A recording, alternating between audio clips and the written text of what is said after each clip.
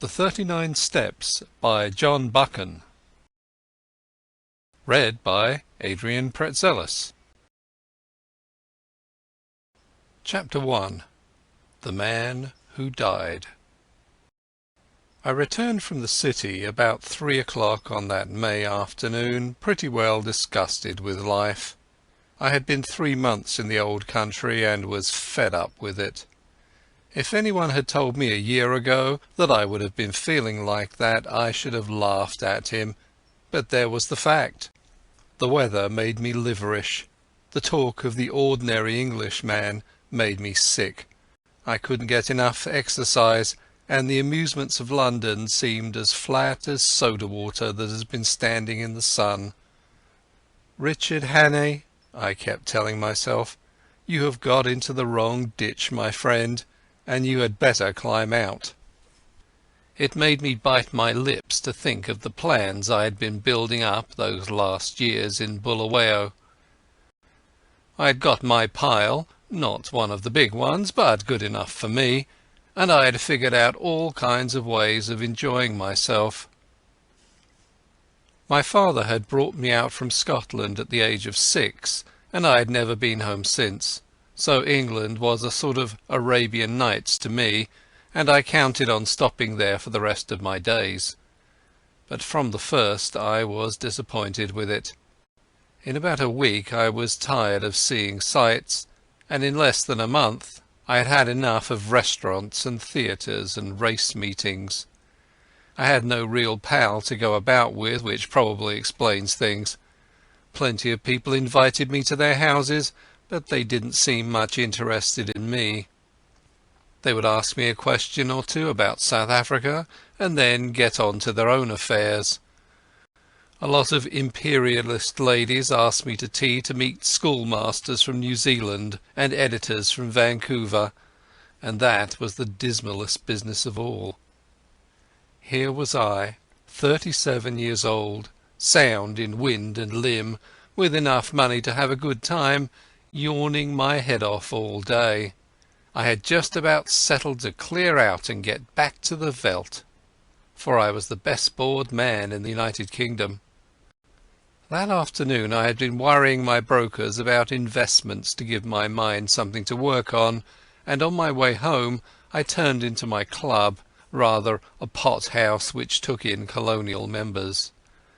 I had a long drink and read the evening papers. They were full of the row in the Near East, and there was an article about Karolides, the Greek premier. I rather fancied the chap. From all accounts he seemed the one big man in the show, and he played a straight game too, which was more than could be said for most of them. I gathered that they hated him pretty blackly in Berlin and Vienna, but that we were going to stick by him, and one paper said that he was the only barrier between Europe and Armageddon. I remember wondering if I could get a job in those parts. It struck me that Albania was the sort of place that might keep a man from yawning. About 6 o'clock I went home, dressed, dined at the Café Royal, and turned into a music hall. It was a silly show, all capering women and monkey-faced men, and I did not stay long.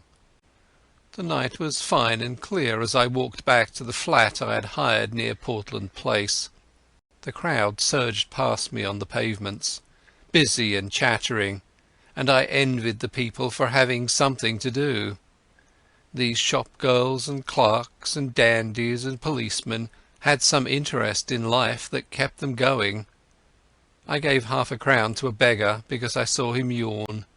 He was a fellow sufferer. At Oxford Circus I looked up into the spring sky, and I made a vow. I would give the old country another day to fit me into something. If nothing happened, I would take the next boat for the Cape. My flat was on the first floor in a new block behind Langham Place. There was a common staircase with a porter and a lift man at the entrance, but there was no restaurant or anything of that sort, and each flat was quite shut off from the others. I hate servants on the premises, so I had a fellow to look after me who came in by the day. He arrived before 8 o'clock every morning and used to depart at 7, for I never dined at home. I was just fitting my key into the door when I noticed a man at my elbow. I had not seen him approach, and the sudden appearance made me start. He was a slim man with a short brown beard and small gimlety blue eyes. I recognized him as the occupant of the flat on the top floor with whom I had passed the time of day on the stairs. "Can I speak to you?" he said. "May I come in for a minute?" He was steadying his voice with an effort, and his hand was pawing my arm. I got my door open and motioned him in. No sooner was he over the threshold than he made a dash for my back room where I used to smoke and write my letters. Then he bolted back. "Is the door locked?" he asked feverishly, and he fastened the chain with his own hand. "I'm very sorry," he said humbly. "It's a mighty liberty, but you look the kind of man who would understand. I've had you in my mind all this week, when things got troublesome. Say, will you do me a good turn?" "I'll listen to you," I said. "That's all I'll promise." I was getting worried by the antics of this nervous little chap. There was a tray of drinks on a table beside him, from which he filled himself a stiff whisky and soda. He drank it off in 3 gulps and cracked the glass as he set it down. "Pardon," he said. "I'm a bit rattled tonight. You see, I happen at this moment to be dead." I sat down in an armchair and lit my pipe. "What does it feel like?" I asked. I was pretty certain that I had to deal with a madman. A smile flickered over his drawn face. "I'm not mad yet. Say, sir, I've been watching you, and I reckon you're a cool customer. I reckon too you're an honest man, and not afraid of playing a bold hand. I'm going to confide in you. I need help worse than any man ever needed it, and I want to know if I can count you in." "Get on with your yarn," I said, "and then I'll tell you." He seemed to brace himself for a great effort, and then started on the queerest rigmarole. I didn't get hold of it at first, and I had to stop and ask him questions, but here is the gist of it. He was an American from Kentucky, and after college, being pretty well off, he had started out to see the world. He wrote a bit and acted as war correspondent for a Chicago paper, and spent a year or 2 in southeastern Europe. I gathered that he was a fine linguist, and had got to know pretty well the society in those parts. He spoke familiarly of many names that I remembered to have seen in the newspapers. He had played about with politics, he told me, at first for the interest of them, and then because he couldn't help himself. I read him as a sharp, restless fellow who always wanted to get down to the roots of things. He got a little further down than he wanted. I'm giving you what he told me as well as I could make it out. Away behind all the governments and the armies there was a big subterranean movement going on, engineered by very dangerous people. He had come on it by accident. It fascinated him. He went further, and then got caught.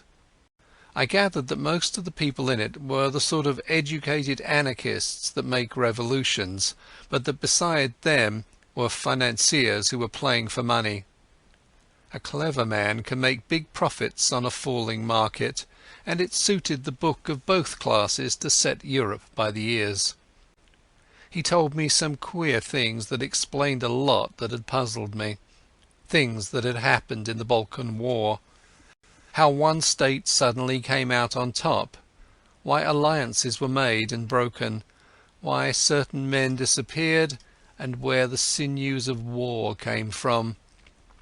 The aim of the whole conspiracy was to get Russia and Germany at loggerheads. When I asked why, he said that the anarchist lot thought it would give them their chance. Everything would be in the melting pot, and they looked to see a new world emerge. The capitalists would rake in the shekels and make fortunes by buying up wreckage. Capital, he said, had no conscience and no fatherland. Besides, the Jew was behind it, and the Jew hated Russia worse than hell. "Do you wonder?" he cried. "For 300 years they have been persecuted, and this is the return match for the pogroms. The Jew is everywhere, but you have to go far down the back stairs to find him. Take any big Teutonic business concern. If you have dealings with it, the first man you meet is Prince von Unzu something, an elegant young man who talks Eton and Harrow English, but he cuts no ice. If your business is big, you get behind him and find a prognathous Westphalian with a retreating brow and the manners of a hog.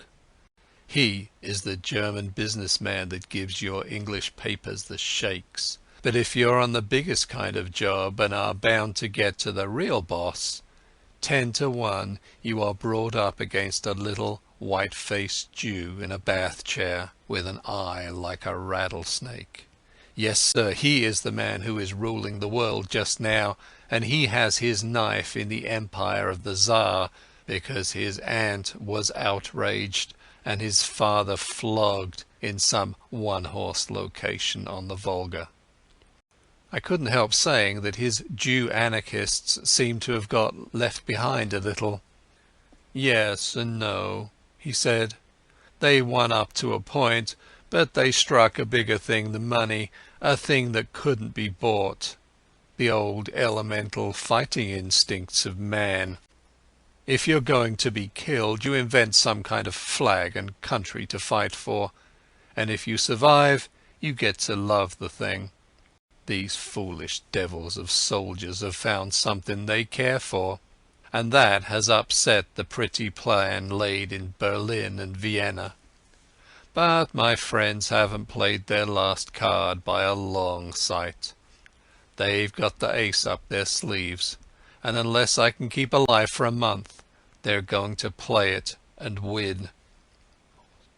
"But I thought you were dead," I put in.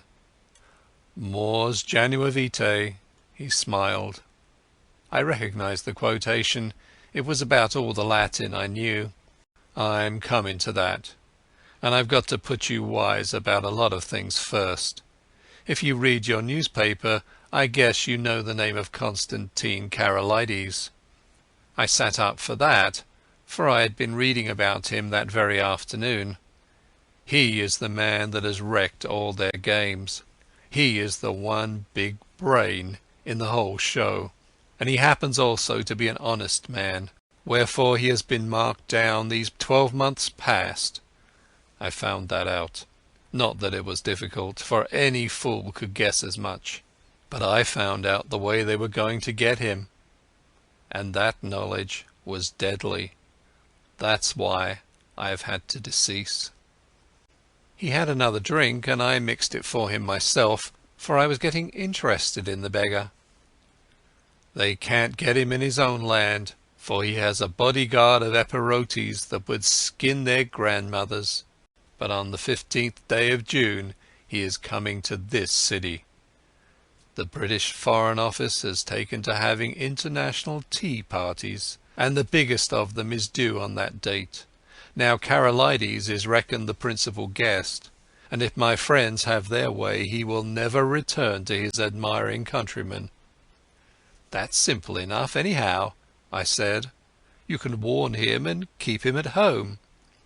"And play their game?" he asked sharply. "If he does not come, they win, for he's the only man that can straighten out the tangle. And if his government is warned, he won't come, for he does not know how big the stakes will be on June 15th. "What about the British government?" I asked. "They're not going to let their guests be murdered? Tip them the wink, and they'll take extra precautions." "No good. They might stuff your city with plainclothes detectives and double the police, and Constantine would still be a doomed man. My friends are not playing this game for candy. They want a big occasion for the taking off, with the eyes of all Europe on it. He'll be murdered by an Austrian, and there'll be plenty of evidence to show the connivance of the big folk in Vienna and Berlin. It will all be an infernal lie, of course, but the case will look black enough to the world. I'm not talking hot air, my friend. I happen to know every detail of the hellish contrivance, and I can tell you it will be the most finished piece of blackguardism since the Borgias. But it's not going to come off if there's a certain man who knows the wheels of the business alive right here in London on the 15th day of June. And that man is going to be your servant, Franklin P. Scudder." I was getting to like the little chap. His jaw had shut like a rat trap, and there was a fire of battle in his gimlety eyes. If he was spinning me a yarn, he could act up to it. "Where did you find out this story?" I asked. "I got the first hint in an inn in the Achensee in Tyrol. That set me inquiring, and I collected my other clues in a fur shop in the Galatian quarter of Buda, in a strangers' club in Vienna, and in a little bookshop off the Racknitzstrasse in Leipzig. I completed my evidence 10 days ago in Paris. I can't tell you the details now, for it's something of a history. When I was quite sure in my own mind, I judged it my business to disappear, and I reached this city by a mighty queer circuit. I left Paris a dandified young French-American, and I sailed from Hamburg a Jew diamond merchant. In Norway I was an English student of Ibsen, collecting materials for lectures. But when I left Bergen I was a cinema man with special ski films. And I came here from Leith with a lot of pulpwood propositions in my pocket to put before the London newspapers. Till yesterday I had thought I had muddied my trail some, and was feeling pretty happy. Then—" The recollection seemed to upset him, and he gulped down some more whisky. "Then I saw a man standing in the street outside this block. I used to stay close in my room all day, and only slip out after dark for an hour or two. I watched him for a bit from my window, and I thought I recognized him. He came in and spoke to the porter. When I came back from my walk last night, I found a card in my letterbox. It bore the name of the man I want least to meet on God's earth." I think that the look in my companion's eyes, the sheer naked fright on his face, completed my conviction of his honesty. My own voice sharpened a bit as I asked him what he did next. "I realized I was bottled up as sure as a pickled herring, and that there was only one way out. I had to die. If my pursuers knew I was dead, they would go to sleep again." "How did you manage it?" "I told the man that valets me that I was feeling pretty bad, and I got myself up to look like death. That wasn't difficult, for I'm no slouch at disguises. Then I got a corpse. You can always get a body in London if you know where to go for it. I fetched it back in a trunk on the top of a four-wheeler, and I had to be assisted upstairs to my room. You see, I had to pile up some evidence for the inquest. I went to bed and got my man to mix me a sleeping draught, and then told him to clear out. He wanted to fetch a doctor, but I swore some and said I couldn't abide leeches. When I was left alone I started in to fake up that corpse. He was my size, and I judged had perished from too much alcohol, so I put some spirits handy about the place. The jaw was the weak point in the likeness, so I blew it away with a revolver. I dare say there will be somebody tomorrow to swear to having heard a shot, but there are no neighbours on my floor, and I guessed I could risk it. So I left the body in bed, dressed up in my pyjamas, with a revolver lying on the bedclothes, and a considerable mess around. Then I got into a suit of clothes I had kept waiting for emergencies. I didn't dare to shave for fear of leaving tracks, and besides, it wasn't any kind of use my trying to get into the streets. I had had you in my mind all day, and there seemed nothing to do but to make an appeal to you. I watched from my window till I saw you come home, and then slipped down the stair to meet you. There, sir, I guess you know about as much as me of this business." He sat blinking like an owl, fluttering with nerves, and yet desperately determined. By this time I was pretty well convinced that he was going straight with me. It was the wildest sort of narrative, but I had heard in my time many steep tales which had turned out to be true, and I had made a practice of judging the man rather than the story. If he had wanted to get a location in my flat and then cut my throat, he would have pitched a milder yarn. "Hand me your key," I said, "and I'll take a look at the corpse. Excuse my caution, but I'm bound to verify a bit if I can." He shook his head mournfully. "I reckoned you'd ask for that, but I haven't got it. It's on my chain on the dressing table. I had to leave it behind, for I couldn't leave any clues to raise suspicions. The gentry who are after me are pretty bright-eyed citizens.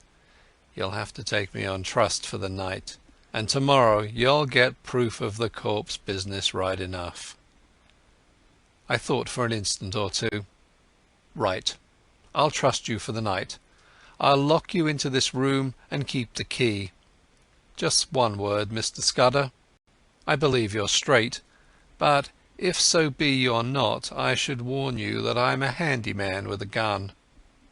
"Sure," he said, jumping up with some briskness. "I haven't the privilege of your name, sir, but let me tell you that you're a white man. I'll thank you to lend me a razor." I took him into my bedroom and turned him loose. In half an hour's time a figure came out that I scarcely recognized. Only his gimlety, hungry eyes were the same. He was shaved clean, his hair was parted in the middle, and he had cut his eyebrows. Furthermore, he carried himself as if he had been drilled, and was the very model, even to the brown complexion, of some British officer who had had a long spell in India. He had a monocle, too, which he stuck in his eye, and every trace of the American had gone out of his speech. "My hat, Mr. Scudder," I stammered. "Not Mr. Scudder," he corrected. "Captain Theophilus Digby of the 7th Gurkhas, presently home on leave. I'll thank you to remember that, sir." I made him a bed in my smoking room, and sought my own couch more cheerful than I had been for the past month. Things did happen occasionally, even in this God-forgotten metropolis. I woke next morning to hear my man, Paddock, making the deuce of a row at the smoking-room door. Paddock was a fellow I had done a good turn to out on the Selaqui, and I had inspanned him as my servant as soon as I got to England.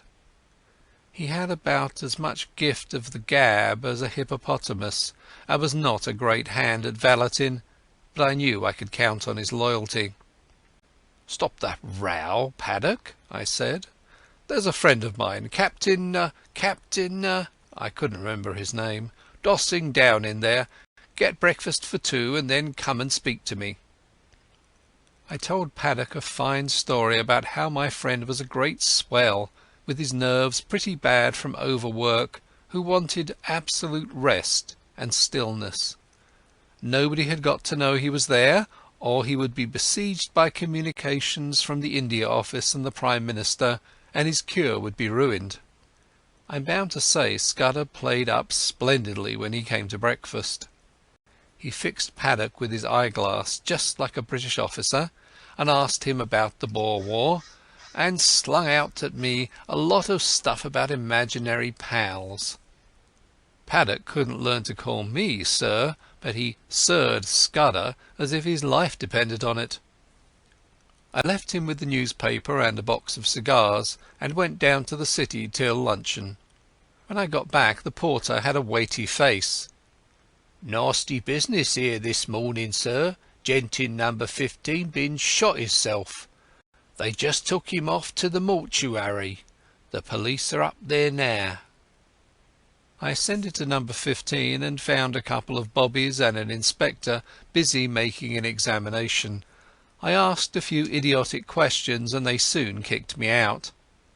Then I found the man that had valeted Scudder and pumped him, and I could see he suspected nothing. He was a whining fellow with a churchyard face, and half a crown went far to console him. I attended the inquest next day.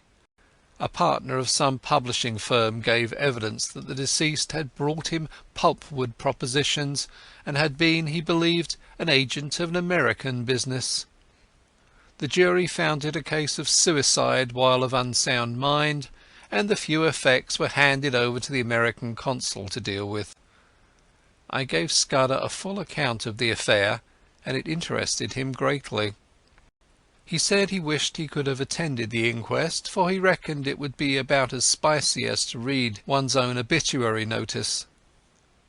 The first 2 days he stayed with me in that back room he was very peaceful. He read and smoked a bit, and made a heap of jottings in a notebook, and every night we had a game of chess, at which he beat me hollow. I think he was nursing his nerves back to health, for he had had a pretty trying time. But on the third day I could see he was beginning to get restless. He fixed up a list of the days till June 15th, and ticked each off with a red pencil, making remarks in shorthand against them. I would find him sunk in a brown study, with his sharp eyes abstracted, and after these spells of meditation he was apt to be very despondent. Then I could see that he began to get edgy again. He listened for little noises, and was always asking me if Paddock could be trusted. Once or twice he got very peevish and apologized for it. I didn't blame him. I made every allowance, for he had taken on a fairly stiff job. It was not the safety of his own skin that troubled him, but the success of the scheme he had planned. That little man was clean pluck all through, without a soft spot in him. One night he was very solemn. "Say, Hannay," he said, "I judged I should let you a bit deeper into this business. I should hate to go out without leaving somebody else to put up a fight." And he began to tell me in detail what I had only heard from him vaguely. I did not give him very close attention. The fact is, I was more interested in his own adventures than in his high politics. I reckoned that Karolides and his affairs were not my business, leaving all that to him. So a lot that he said slipped clean out of my memory. I remember that he was very clear that the danger to Karolides would not begin till he had got to London, and would come from the very highest quarters, where there would be no thought of suspicion. He mentioned the name of a woman, Julia Czechenyi, as having something to do with the danger. She would be the decoy, I gathered, to get Karolides out of the care of his guards. He talked too about a black stone and a man that lisped in his speech, and he described very particularly somebody that he never referred to without a shudder, an old man with a young voice who could hood his eyes like a hawk. He spoke a good deal about death too. He was mortally anxious about winning through with his job, but he didn't care a rush for his life. "I reckon it's like going to sleep when you are pretty well tired out, and waking to find a summer day with the scent of hay coming in at the window. I used to thank God for such morning, way back in the bluegrass country, and I guess I'll thank him when I wake up on the other side of Jordan." Next day he was much more cheerful, and read the life of Stonewall Jackson most of the time. I went out to dinner with a mining engineer I'd got to see on business, and came back at about 10:30 in time for our game of chess before turning in. I had a cigar in my mouth, I remember, as I pushed open the smoking-room door. The lights were not lit, which struck me as odd. I wonder if Scudder had turned in already. I snapped the switch, and there was nobody there. Then I saw something in the far corner which made me drop my cigar and fall into a cold sweat. My guest was lying sprawled on his back. There was a long knife through his heart, which skewered him to the floor. End of chapter 1. Chapter 2. The Milkman sets out on his travels. I sat down in an armchair and felt very sick. That lasted for maybe 5 minutes, and was succeeded by a fit of the horrors. The poor, staring, white face on the floor was more than I could bear, and I managed to get a tablecloth and cover it. Then I staggered to a cupboard, found the brandy and swallowed several mouthfuls. I had seen men die violently before. Indeed, I had killed a few myself in the Matabele War. But this cold-blooded indoor business was different. Still, I managed to pull myself together. I looked at my watch and saw that it was 10:30. An idea seized me, and I went over the flat with a small-toothed comb. There was nobody there, nor any trace of anybody, but I shuttered and bolted all the windows and put the chain on the door. By this time my wits were coming back to me, and I could think again. It took me about an hour to figure the thing out, and I did not hurry, for unless the murderer came back, I had until about 6 o'clock in the morning for my cogitations. I was in the soup, that was pretty clear. Any shadow of a doubt I might have had about the truth of Scudder's tale was now gone. The proof of it was lying under the tablecloth. The men that knew that he knew what he knew had found him, and had taken the best way to make certain of his silence. Yes, but he had been in my room 4 days, and his enemies must have reckoned that he had confided in me. So I would be the next to go. It might be that very night, or next day, or the day after, but my number was up all right. Then suddenly I thought of another probability.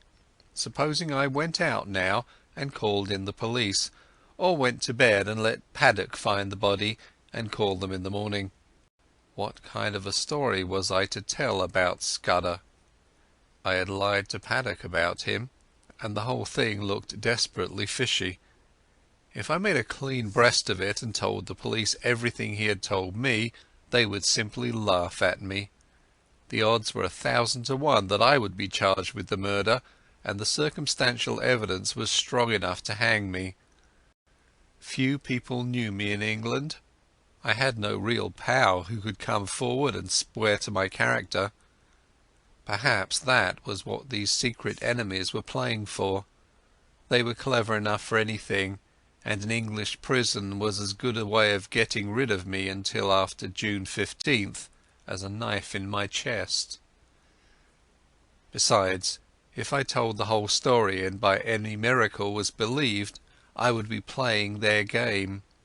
Karolides would stay at home, which was what they wanted. Somehow or other, the sight of Scudder's dead face had made me a passionate believer in his scheme. He was gone, but he had taken me into his confidence, and I was pretty well bound to carry on his work. You may think this ridiculous for a man in danger of his life, but that was the way I looked at it. I am an ordinary sort of fellow, not braver than other people, but I hate to see a good man downed, and that long knife would not be the end of Scudder if I could play the game in his place. It took me an hour or two to think this out, and by that time I had come to a decision. I must vanish somehow, and keep vanished until the end of the 2nd week of June. Then I must somehow find a way to get in touch with the government people and tell them what Scudder had told me. I wished to heaven he had told me more, and that I had listened more carefully to the little he had told me. I knew nothing but the barest facts. There was a big risk that, even if I weathered the other dangers, I would not be believed in the end. I must take my chance of that, and hope that something might happen which would confirm my tale in the eyes of the government. My first job was to keep going for the next 3 weeks.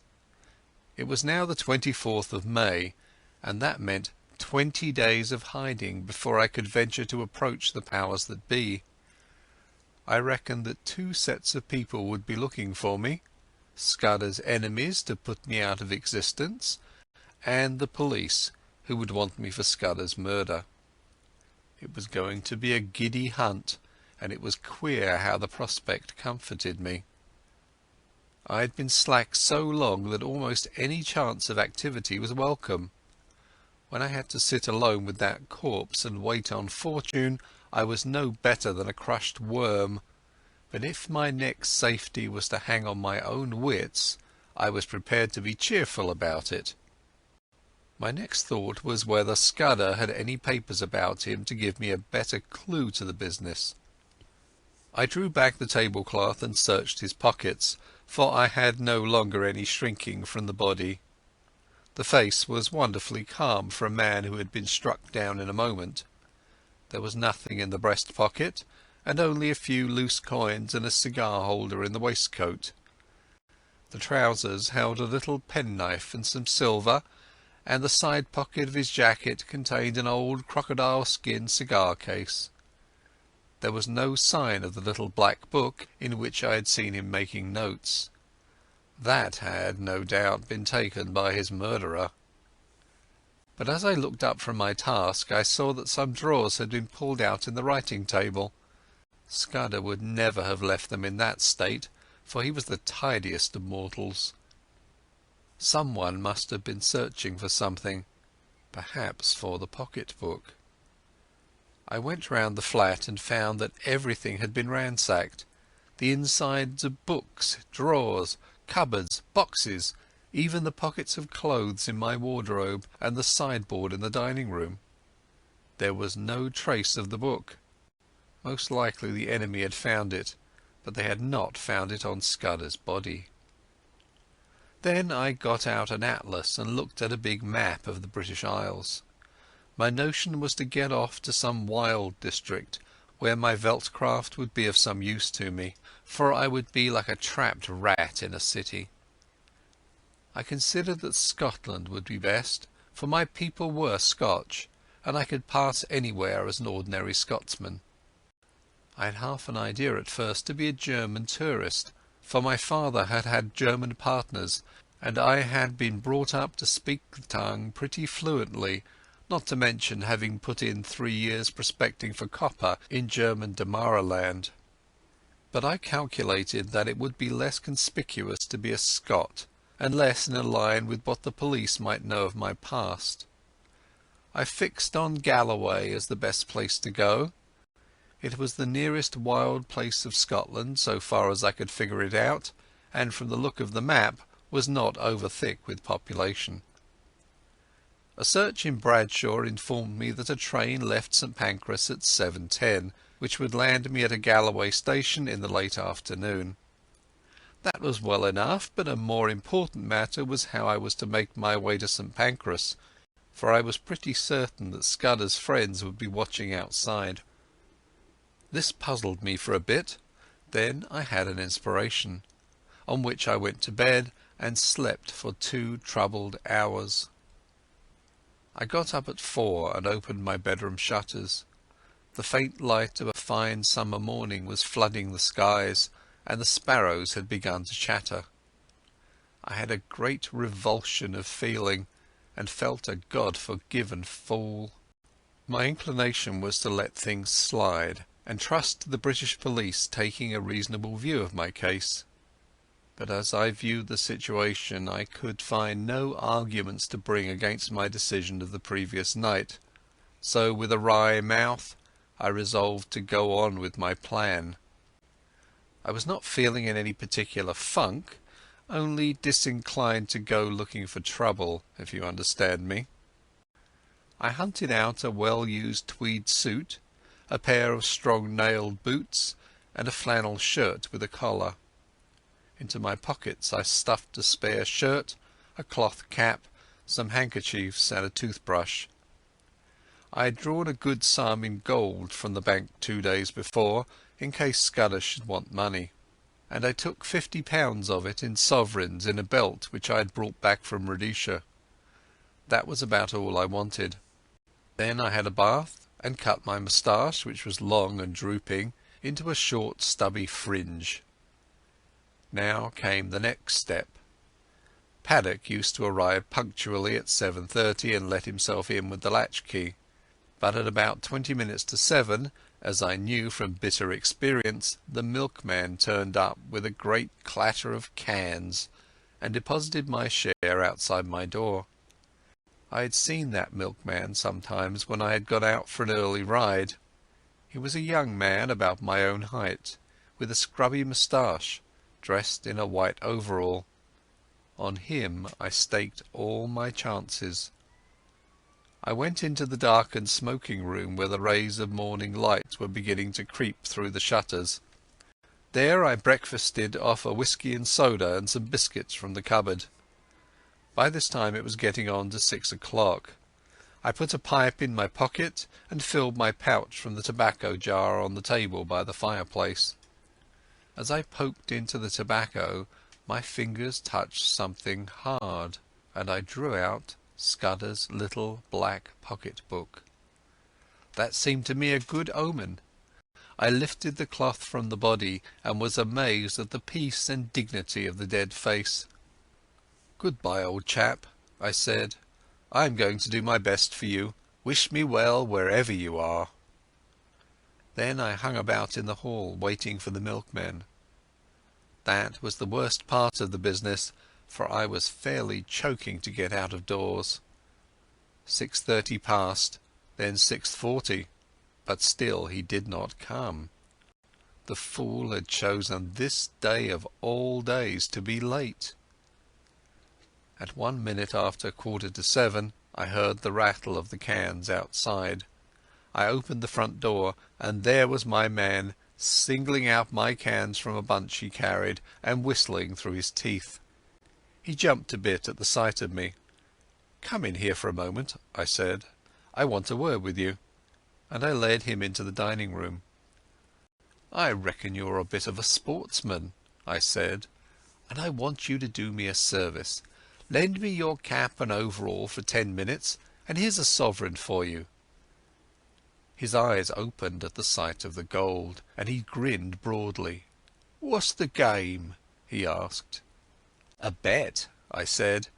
"I haven't time to explain, but to win it I've got to be a milkman for the next 10 minutes. All you've got to do is to stay here till I come back. You'll be a bit late, but nobody will complain, and you'll have that quid for yourself." "Right-o," he said cheerily. "I ain't the man to spoil a bit of sport. Here's the rig, guv'nor." I stuck on his flat blue cap and his white overall, picked up the cans, banged my door, and went whistling downstairs. The porter at the foot told me to shut my jaw, which sounded as if my make-up was adequate. At first I thought there was nobody in the street. Then I caught sight of a policeman 100 yards down, and a loafer shuffling past on the other side. Some impulse made me raise my eyes to the house opposite, and there at a first-floor window was a face. As the loafer passed he looked up, and I fancied a signal was exchanged. I crossed the street, whistling gaily and imitating the jaunty swing of the milkman. Then I took the first side street and turned up a left-hand turning which led past a bit of vacant ground. There was no one in the little street, so I dropped the milk cans inside the hoarding and sent the hat and coverall after them. I'd only just put on my cloth cap when a postman came round the corner. I gave him a good morning, and he answered me unsuspiciously. At the moment the clock of a neighbouring church struck the hour of 7. There was not a second to spare. As soon as I got to Euston Road I took to my heels and ran. The clock at Euston Station showed 5 minutes past the hour. At St Pancras I had no time to take a ticket, let alone that I had not settled upon my destination. A porter told me the platform, and as I entered it I saw the train already in motion. 2 station officials blocked the way, but I dodged them and clambered into the last carriage. 3 minutes later, as we were roaring through the northern tunnels, an irate guard interviewed me. He wrote out for me a ticket to Newton Stewart, a name which had suddenly came back to my memory, and he conducted me from the first-class compartment where I had ensconced myself to a third-class smoker, occupied by a sailor and a stout woman with a child. He went off grumbling, and as I mopped my brow I observed to my companions in my broadest Scots that it was a sore job catching trains. I had already entered upon my part. "The impudence of that guard," said the lady bitterly. "He was complaining o' this wean no haeing a ticket, and her no further than August 12th, and he was objecting to this gentleman spitting." The sailor morosely agreed, and I started my new life in an atmosphere of protest against authority. I reminded myself that a week ago I had been finding the world dull. End of Chapter 2. Chapter 3. The Adventure of the Literary Innkeeper. I had a solemn time travelling north that day. It was fine May weather, with the hawthorn flowering on every edge, and I asked myself why, when I was still a free man, I had stayed on in London and not got the good of this heavenly country. I didn't dare face the restaurant car, but I got a luncheon basket at Leeds and shared it with the fat woman. Also I got the morning's papers with news about starters for the Derby and the beginning of the cricket season, and some paragraphs about how Balkan affairs were settling down and a British squadron was going to Kiel. When I had done with them I got out Scudder's little black pocket-book and studied it. It was pretty well filled with jottings, chiefly figures, though now and then a name was printed in. For example, I found the word Hofgaard, Loonville, and avocado pretty often, and especially the word Pavia. Now, I was certain that Scudder never did anything without a reason, and I was pretty sure that there was a cipher in all this. That is a subject which has always interested me, and I did a bit of it myself once as intelligence officer at Delagoa Bay during the Boer War.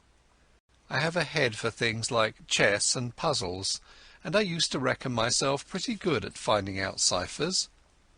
This one looked like the numerical kind, where sets of figures corresponded to the letters of the alphabet, but any fairly shrewd man can find the clue to that sort after an hour or two's work, and I didn't think Scudder would have been content with anything so easy. So I fastened on the printed words, for you can make a pretty good numerical cipher if you have a keyword which gives you the sequence of the letters. I tried for hours, but none of the words answered. Then I fell asleep and woke at Dumfries just in time to bundle out and get into the slow Galloway train. There was a man on the platform whose looks I didn't like, but he never glanced at me, and when I caught sight of myself in the mirror of an automatic machine, I didn't wonder. With my brown face, my old tweeds, and my slouch, I was the very model of one of the hill farmers who were crowding into the third-class carriages. I travelled with half a dozen in an atmosphere of shag and clay pipes. They had come from the weekly market, and their mouths were full of prices. I heard accounts of how the lambing had gone up on the Cairn and the Douch and a half-dozen other mysterious waters. Above half the men had lunched heavily and were highly flavoured with whisky, but they took no notice of me. We rumbled slowly into a land of little wooded glens, and then to a great wide moorland place, gleaming with lochs and high blue hills showing northwards. About 5 o'clock the carriage had emptied, and I was left alone, as I'd hoped. I got out at the next station, a little place whose name I scarcely noted, set right in the heart of a bog. It reminded me of one of those forgotten little stations in the Karoo. An old station master was digging in his garden, and with his spade over his shoulder sauntered to the train, took charge of a parcel and went back to his potatoes. A child of 10 received my ticket, and I emerged on a white road that straggled over the brown moor. It was a gorgeous spring evening, with every hill showing as clear as a cut amethyst. The air had the queer rooty smell of bogs, but it was as fresh as mid-ocean, and it had the strangest effect on my spirits. I actually felt light-hearted. I might have been a boy out for a spring holiday tramp, instead of a man of 37 very much wanted by the police. I felt just as I used to feel when I was starting for a big trek on a frosty morning on the high veldt. If you believe me, I swung along that road whistling. There was no plan of campaign in my head, only just to go on and on in this blessed, honest-smelling hill country, for every mile put me in better humour with myself. In a roadside planting I cut a walking stick of hazel, and presently struck off the highway by a bypath which followed the glen of a brawling stream.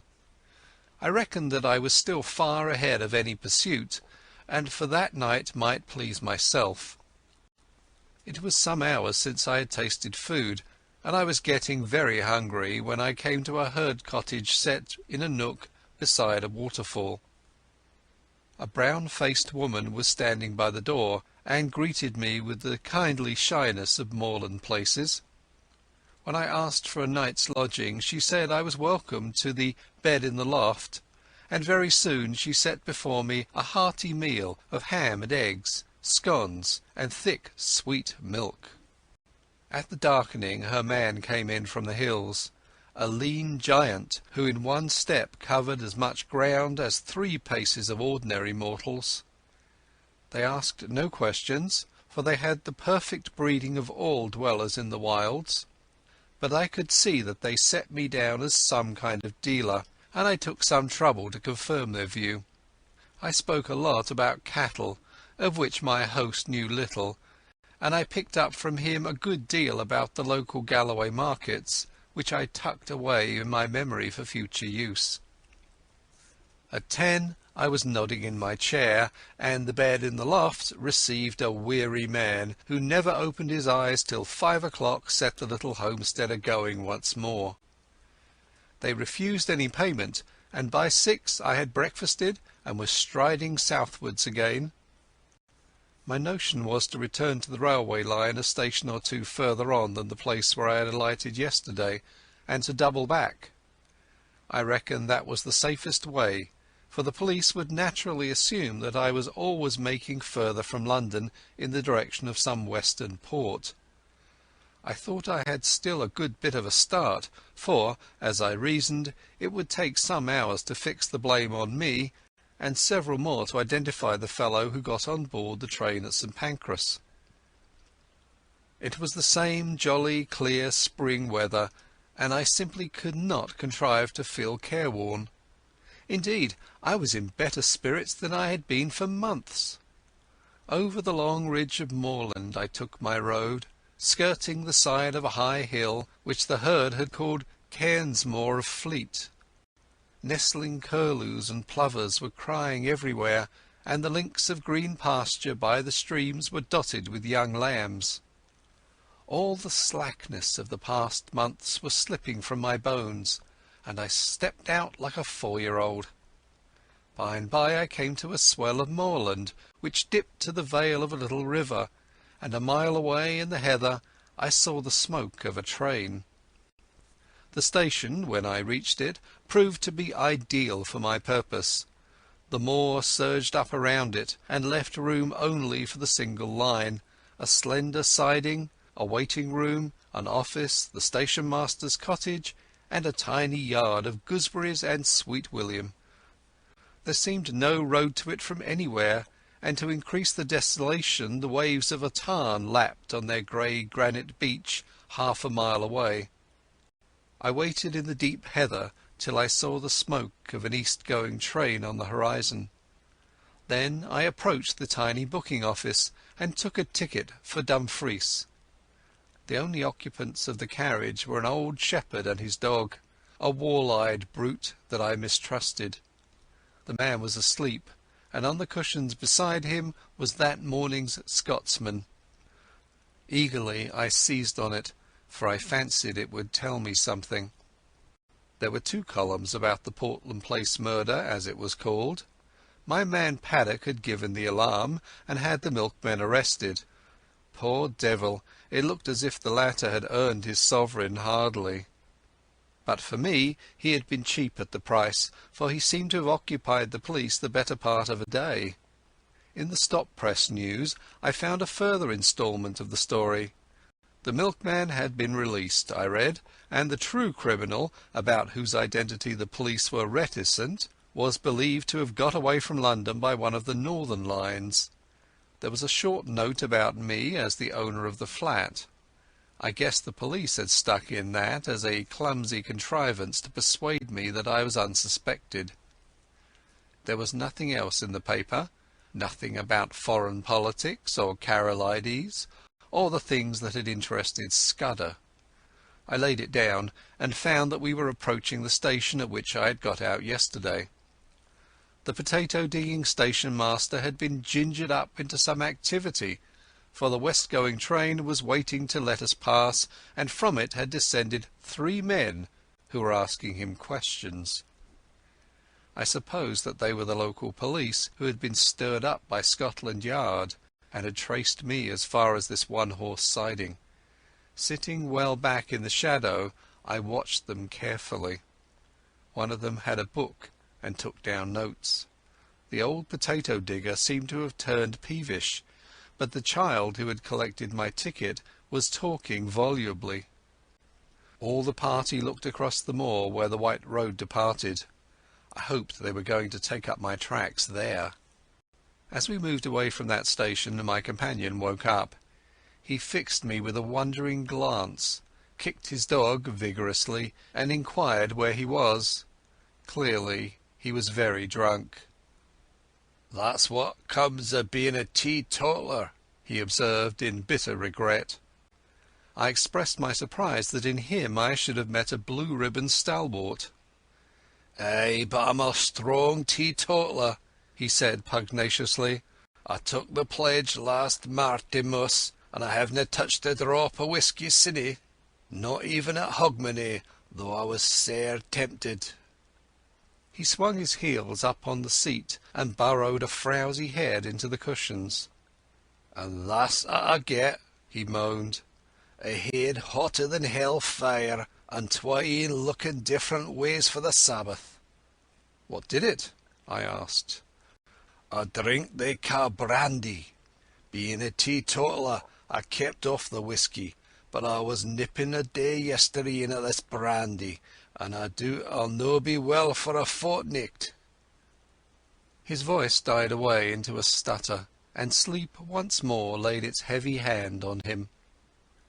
My plan had been to get out at some station down the line, but the train suddenly gave me a better chance, for it came to a standstill at the end of a culvert which spanned a brawling porter-coloured river.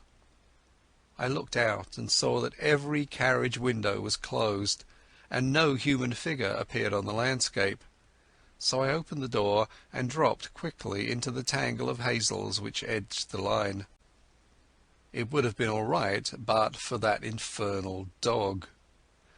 Under the impression that I was decamping with its master's belongings, it started to bark, and all but got me by the trousers. This woke up the herd, who stood bawling at the carriage door in the belief that I had committed suicide. I crawled through the thicket, reached the edge of the stream, and in cover of the bushes put 100 yards or so behind me. Then from my shelter I peered back and saw that the guard and several passengers gathered round the open carriage door and stared in my direction. I could not have made a more public departure if I had left with a bugler and a brass band. Happily the drunken herd provided a diversion. He and his dog, which was attached by a rope to his waist, suddenly cascaded out of the carriage, landed on their heads on the track, and rolled some way down the bank towards the water. In the rescue which followed, the dog bit somebody, for I could hear the sound of hard swearing. Presently they had forgotten me, and when, after a quarter of a mile's crawl, I ventured to look back, the train had started again and was vanishing in the cutting. I was in a wide semicircle of moorland, with the brown river as radius and the high hills forming the northern circumference. There was not a sign or sound of a human being, only the plashing water and the odd interminable crying of curlews. Yet, oddly enough, for the first time I felt the terror of the hunted on me. It was not the police that I thought of, but the other folk who knew that I knew Scudder's secret, and dared not let me live. I was certain that they would pursue me with a keenness and vigilance unknown to the British law, and that once their grip closed on me I should find no mercy. I looked back, and there was nothing in the landscape. The sun glinted on the metals of the line and the wet stones in the stream, and you could not have found a more peaceful sight in the world. Nevertheless, I started to run. Crouching low in the runnels of the bog, I ran till the sweat blinded my eyes. The mood did not leave me till I had reached the rim of mountain and flung myself panting on a ridge high above the young waters of the brown river. From my vantage ground I could scan the whole moor right away to the railway line and to the south of it, where the green fields took the place of heather. I have eyes like a hawk, but I could see nothing moving in the whole countryside. Then I looked east, beyond the ridge, and saw a new kind of landscape, shallow green valleys with plentiful fir plantations, and the faint lines of dust which spoke of high roads. Last of all I looked into the blue May sky, and there I saw that which set my pulses racing. Low down in the south a monoplane was climbing into the heavens. I was certain, as if I had been told, that that aeroplane was looking for me, and that it did not belong to the police. For an hour or two I watched it from a pit of heather. It flew low along the hilltops, and then in narrow circles back over the valley up which I had come. Then it seemed to change its mind, rose to a great height, and flew away back to the south.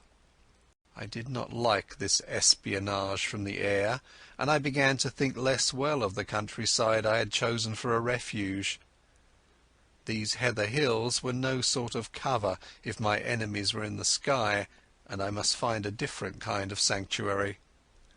I looked with more satisfaction to the green country beyond the ridge, for there I should find woods and stone houses. About 6 in the evening I came out of the moorland to a white ribbon of road which wound up the narrow vale of a lowland stream. As I followed it, fields gave place to bent, the glen became a plateau, and presently I had reached a kind of pass where a solitary house smoked in the twilight. The road swung over a bridge, and leaning on the parapet was a man. He was smoking a long clay pipe and studying the water with spectacled eyes. In his left hand was a small book with a finger marking the place. Slowly he repeated, "As when a griffin through the wilderness, with winged step o'er hill and moory dale, pursues the Arimaspian." He jumped round as my step rung on the keystone, and I saw a pleasant, sunburnt, boyish face. "Good evening to you," he said gravely. "It's a fine night for the road." The smell of wood smoke and of some savoury roast floated to me from the house. "Is that place an inn?" I asked. "At your service," he said politely. "I am the landlord, sir, and I hope you will stay the night, for to tell you the truth, I have had no company for a week." I pulled myself up on the parapet of the bridge and filled my pipe. I began to detect an ally. "You're young to be an innkeeper," I said. My father died a year ago and left me the business. I lived there with my grandmother. It's a slow job for a young man, and it wasn't my choice of a profession." "Which was?" He actually blushed. "I want to write books," he said. "And what better chance could you ask?" I cried. "Man, I've often thought that an innkeeper would make the best storyteller in the world." "Not now," he said eagerly. "Maybe in the old days, when you had pilgrims and ballad makers and highwaymen and mail coaches on the road, but not now. Nothing comes here but motor cars full of fat women who stop for lunch, or a fisherman or two in the spring, and the shooting tenant in August. There's not much material to be got out of that. I want to see life, to travel the world, and write things like Kipling and Conrad. The most I've done yet is to get some verses printed in Chambers' Journal." I looked at the inn, standing golden in the sunset against the wine-red hills. "I've knocked a bit about the world, and I wouldn't despise such a hermitage. Do you think that adventure is found only in the tropics or among gentry in red shirts? Maybe you're rubbing shoulders with it at this moment." "That's what Kipling says," he said, his eyes lightening, and he quoted some verse about romance being up the 9:15. "Here's a true tale for you then," I cried, "and a month's hence you can make a novel out of it." Sitting on the bridge in the soft May gloaming, I pitched him a lovely yarn. It was true in essentials too, though I altered the minor details. I made out that I was a mining magnate from Kimberley who had had a lot of trouble with IDB, illicit diamond buying, and had shown up a gang. They had pursued me across the ocean and had killed my best friend, and were now on my tracks. I told the story well, though I say it who shouldn't. I pictured a flight across the Kalahari to German Africa, the crackling, parching days, the wonderful blue velvet nights. I described an attack on my life on the voyage home, and I made a really horrid affair of the Portland Place murder. "You're looking for adventure?" I cried. "Well, you've found it here. The devils are after me, and the police are after them. It's a race that I mean to win." "By God," he whispered, drawing his breath in sharply, "it is all pure Rider Haggard and Conan Doyle." "You believe me," I said gratefully. "Of course I do," and he held out his hand. "I believe everything out of the common.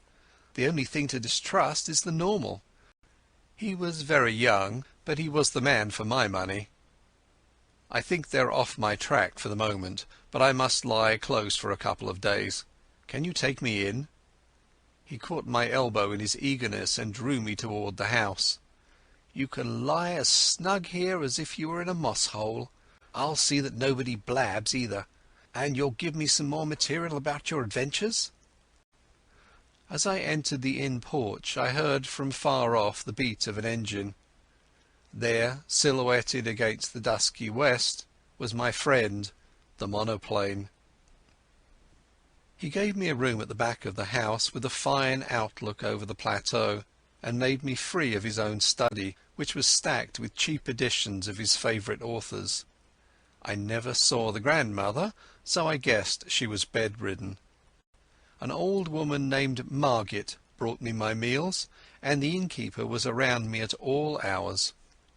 I wanted some time to myself, so I invented a job for him. He had a motor bicycle, and I set him off next morning for the daily paper, which usually arrived with the post in the late afternoon. I told him to keep his eyes skinned, and to make note of any strange figures he saw, keeping a special sharp lookout for motors and aeroplanes. Then I sat down in real earnest to Scudder's notebook. He came back at midday with the Scotsman. There was nothing in it except some further evidence of Paddock and the Milkman, and a repetition of yesterday's statement that the murderer had gone north. But there was a long article, reprinted from the Times, about Karolides and the state of affairs in the Balkans, though there was no mention of any visit to England.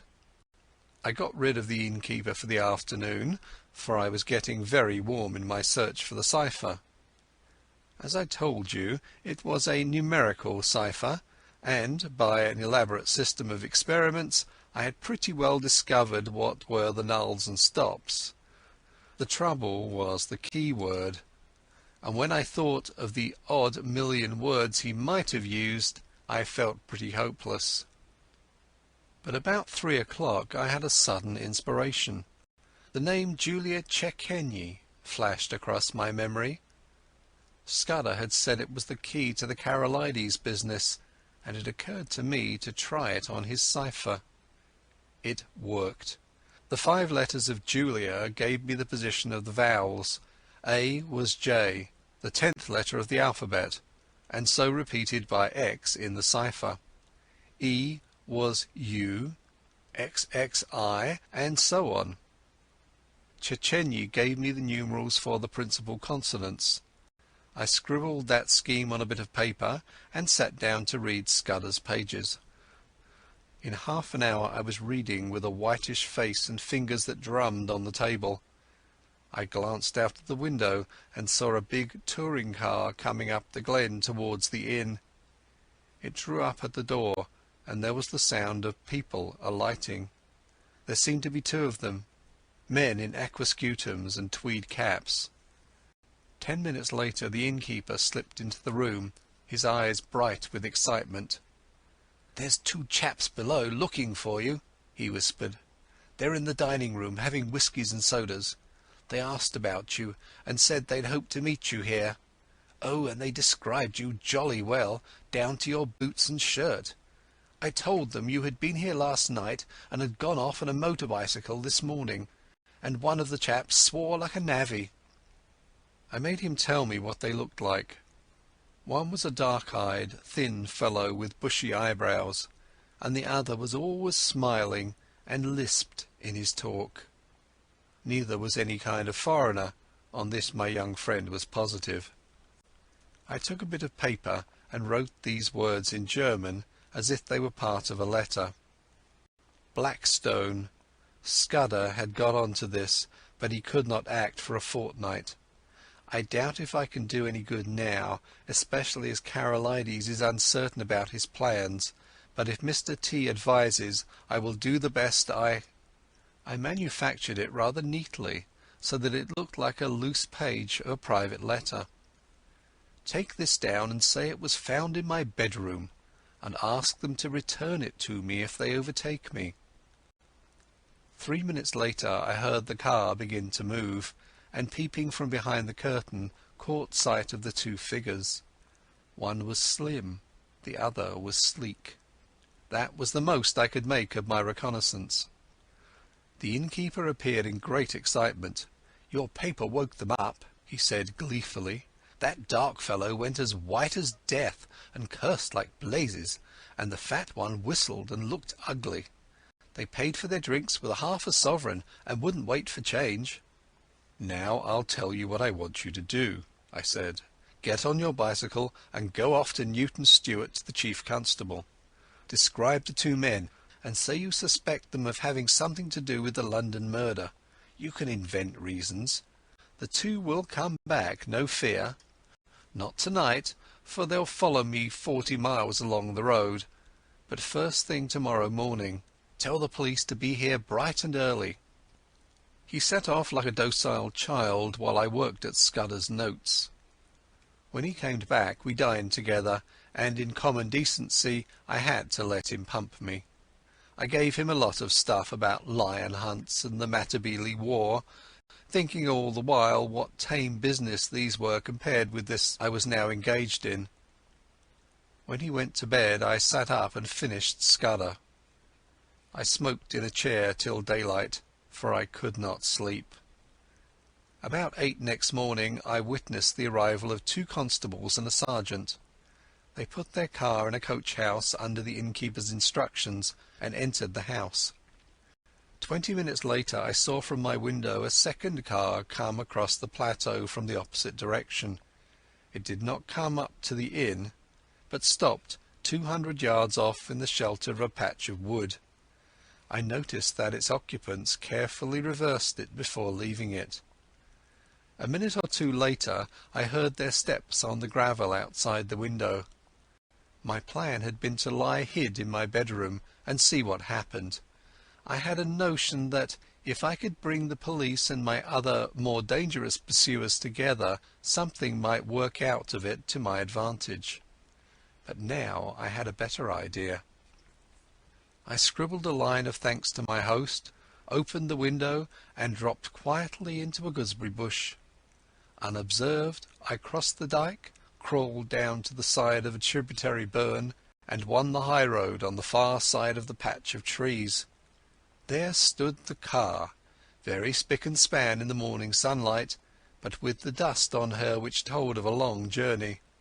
I started her, jumped into the chauffeur's seat, and stole gently out onto the plateau. Almost at once the road dipped, so that I lost sight of the inn, but the wind seemed to bring me the sound of angry voices. End of chapter 3.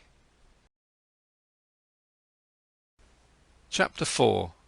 The Adventure of the Radical Candidate. You may picture me driving that 40-horsepower car for all she was worth over the crisp moor roads on that shining May morning, glancing back at first over my shoulder and looking anxiously to the next turning, then driving with a vague eye just wide enough awake to keep on the highway, for I was thinking desperately of what I had found in Scudder's pocket-book. The little man had told me a pack of lies. All his yarns about the Balkans and the Jew anarchists and the Foreign Office Conference were eyewash, and so was Karolides, and yet not quite, as you shall hear. I had staked everything on my belief in his story and had been let down. Here was his book telling me a different tale, and instead of being once bitten twice shy, I believed it absolutely. Why? I don't know. It rang desperately true, and the first yarn, if you understand me, had been in a queer way true also in spirit. The 15th day of June was going to be a day of destiny, a bigger destiny than the killing of a Dago. It was so big that I didn't blame Scudder for keeping me out of the game and wanting to play a lone hand. That, I was pretty clear, was his intention. He had told me something which sounded big enough, but the real thing was so immortally big that he, the man who had found it out, wanted it all for himself. I didn't blame him. It was risks, after all, that he was chiefly greedy about. The whole story was in the notes, with gaps, you understand, which he would have filled up from his memory. He stuck down his authorities too, and had an odd trick of giving them all a numerical value and then striking a balance which stood for the reliability of each stage in the yarn. The 3 names he had printed were authorities, and there was a man, Ducrosny, who got 5 out of a possible 5, and another fellow, Amersfoort, who got 3. The bare bones of the tale were all that was in the book. That and one queer phrase which occurred half a dozen times inside brackets. 39 steps was the phrase, and at its last time of use it ran 39 steps. I counted them. High tide, 10:17 p.m. I could make nothing of that. The first thing I learned was that it was no question of preventing a war.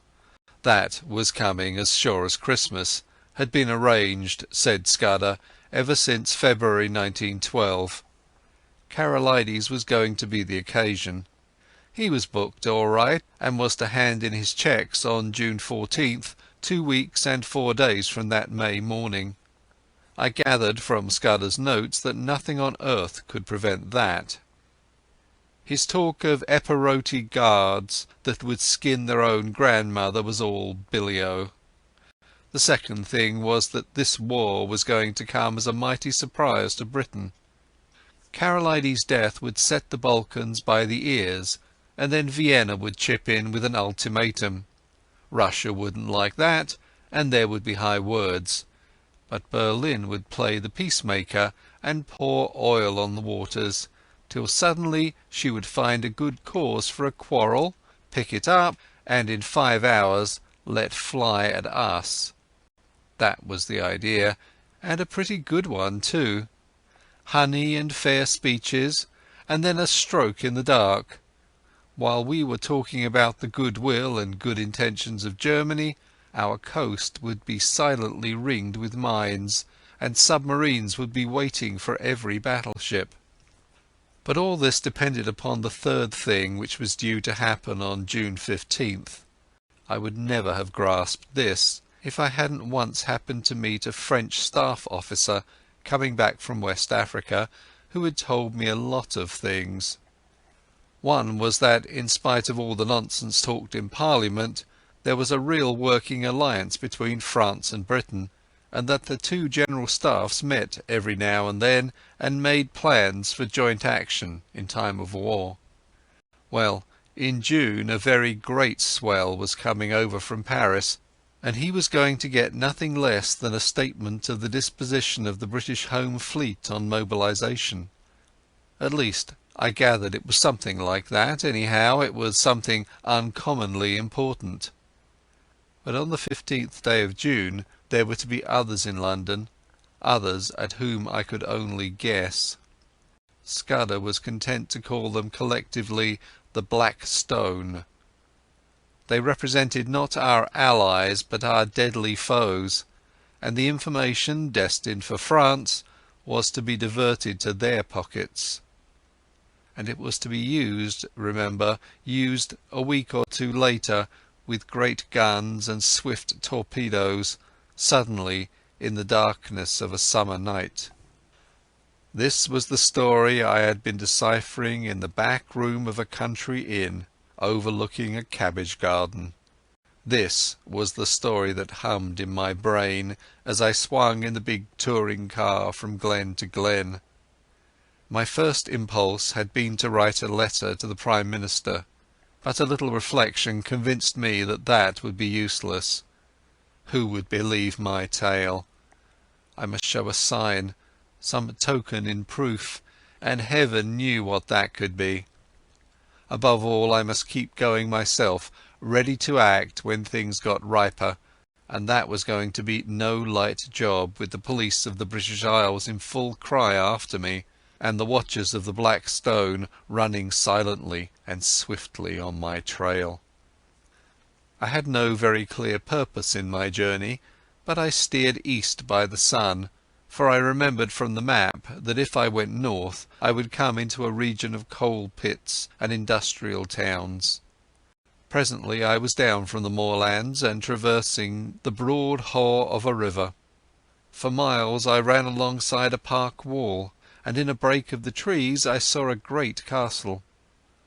I swung through the little old thatched villages and over peaceful lowland streams, and past gardens blazing with hawthorn and yellow laburnum.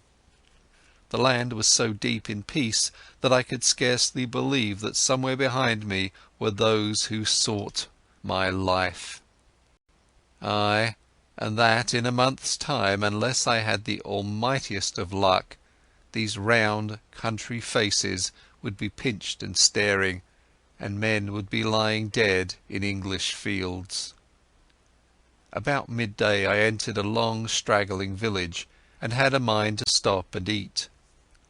Halfway down was the post office, and on the steps of it stood the postmistress and a policeman hard at work conning a telegram. When they saw me they wakened up, and the policeman advanced with a raised hand and cried on me to stop. I nearly was fool enough to obey. Then it flashed upon me that the wire had to do with me, that my friends at the inn had come to an understanding and were united in desiring to see more of me, and that it had been easy enough for them to wire the description of me and the car to 30 villages through which I might pass. I released the brakes just in time. As it was, the policeman made a claw at the hood and only dropped off when he got my left in his eye. I saw that main roads were no place for me, and turned into the byways. It wasn't an easy job without a map, for there was the risk of getting into a farmyard and ending in a duck pond or a stable yard, and I couldn't afford that kind of delay. I began to see what an ass I had been to steal the car. The big green brute would be the safest kind of clue to me over the breadth of Scotland. If I left it and took to my feet, it would be discovered in an hour or two, and I would get no start in the race. The immediate thing to do was to get to the loneliest roads. These I soon found when I struck up a tributary of the big river and got into a glen which climbed over a pass. Here I met nobody, but it was taking me too far north, so I slewed east along a bad track and finally struck a big double-line railway. Away below me I saw another broadish valley, and it occurred to me that if I crossed it I might find some remote hostelry to pass the night. The evening was now drawing in, and I was furiously hungry, for I had eaten nothing since breakfast except a couple of buns I had brought from a baker's cart. Just then I heard a noise in the sky, and lo and behold, there was that infernal aeroplane, flying low, about a dozen miles to the south, and rapidly coming towards me. I had the sense to remember that on a bare moor I was at the aeroplane's mercy, and that my only chance was to get to the leafy cover of the valley. Down the hill I went like blue lightning, screwing my head round whenever I dared to watch that damned flying machine. Soon I was on a road between hedges and dipping to the deep-cut glen of a stream. Then came a bit of thick wood where I slackened speed. Suddenly on my left I heard the hoot of another car and realized to my horror that I was almost upon a couple of gate-posts through which a private road debouched onto the highway. My horn gave an agonized roar, but it was too late. I clapped on my brakes, but my impetus was too great, and there before me a car was sliding athwart my course. In a second there would have been a deuce of a wreck. I did the only thing possible, and ran slap into the hedge on the right, trusting to find something soft beyond. But there I was mistaken. My car slithered through the hedge like butter, then gave a sickening plunge forward. I saw what was coming, leapt on the seat, and would have jumped out, but a branch of hawthorn got me in the chest, lifted me up and held me, while a ton or two of expensive metal slipped below me, bucked and pitched, and then dropped with an almighty smash 50 feet to the bed of the stream. Slowly that thorn let me go. I subsided first on the hedge, and then very gently on a bower of nettles. As I scrambled to my feet, a hand took me by the arm, and a sympathetic and badly scared voice asked me if I were hurt. I found myself looking at a tall young man in goggles and a yellow ulster who kept on blessing his soul and whinnying apologies. For myself, once I got my wind back, I was rather glad than otherwise. This was one way of getting rid of the car. "My blame, sir," I answered him. "It's lucky that I did not add homicide to my follies. That's the end of my Scotch motor tour, but it might have been the end of my life." He plucked out a watch and studied it. "You're the right sort of fellow," he said. "I can spare a quarter of an hour, and my house is 2 minutes off. I'll see you clothed and fed and snug in bed. Where's your kit, by the way? Is it in the burn along with the car?" "It's in my pocket," I said, brandishing a toothbrush. "I'm a colonial and travel light." "A colonial?" he cried. "By gad, you're the very man I've been praying for. Are you by any chance a free trader?"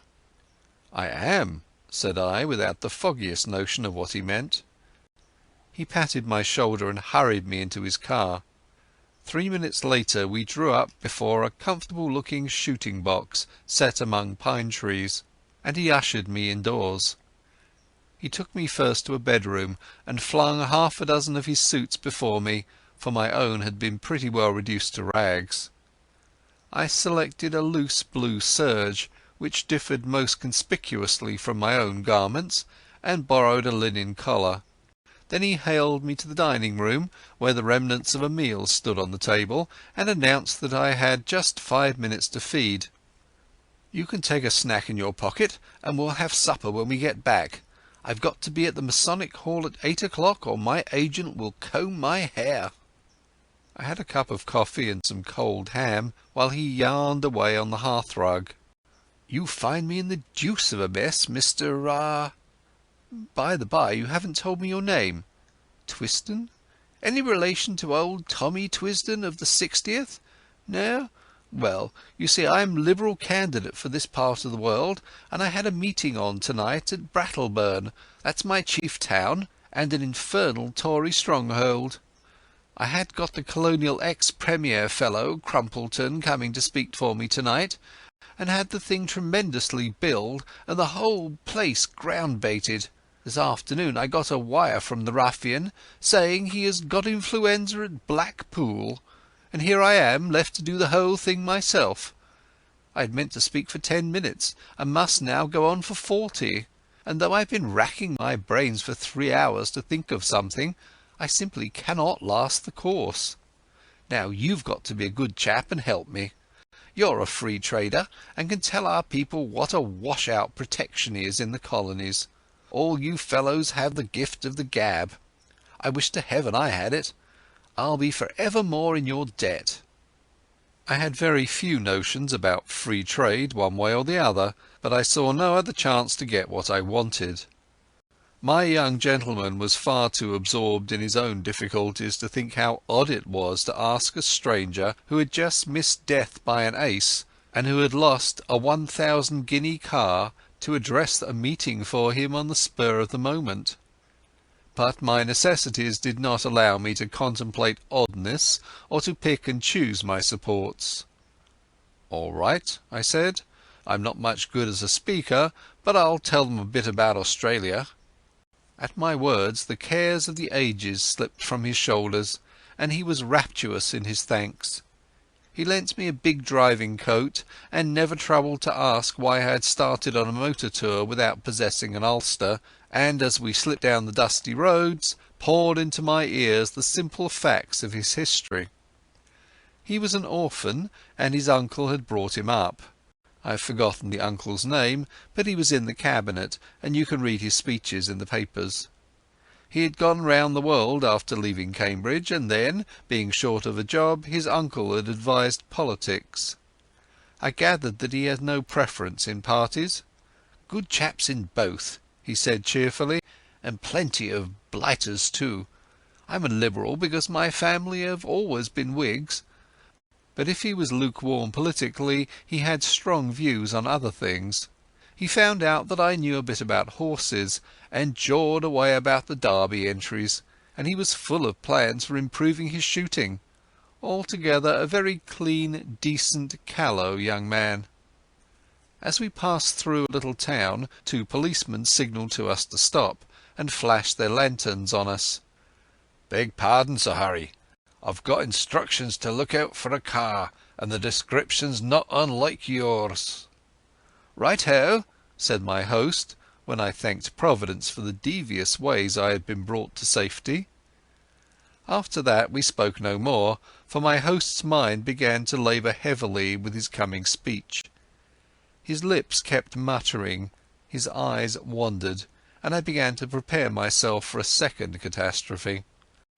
I tried to think of something to say myself, but my mind was dry as a stone.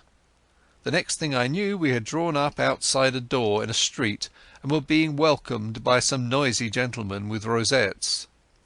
The hall had about 500 in it, women mostly, a lot of bald heads, and a dozen or 2 young men.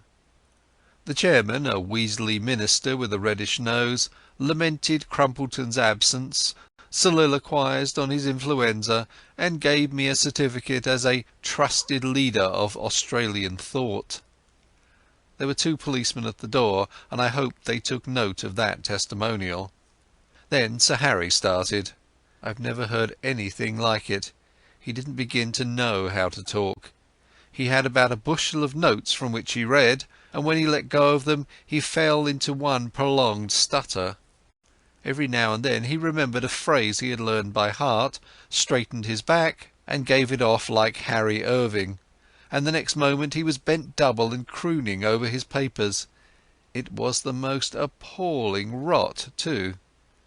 He talked about the German menace and said it was all a Tory invention to cheat the poor of their rights and keep back the great flood of social reform, but that organised labour realised this and laughed the Tories to scorn.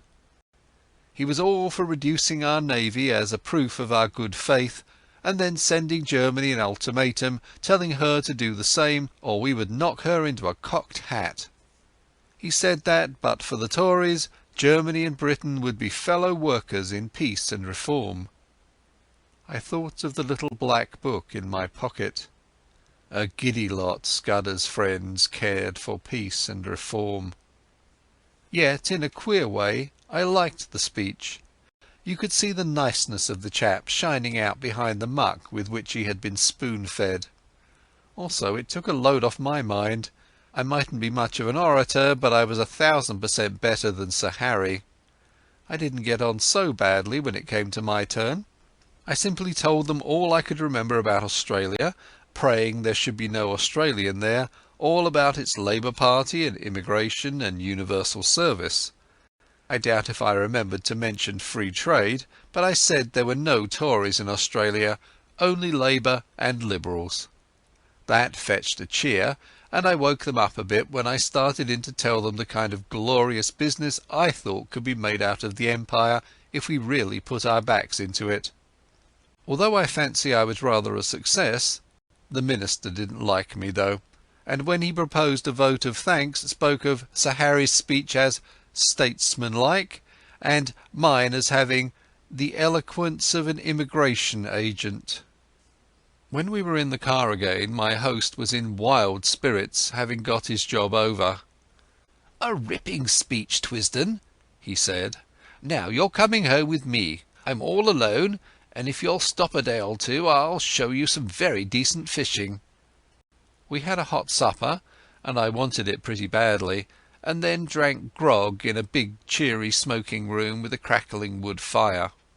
I thought the time had come for me to put my cards on the table.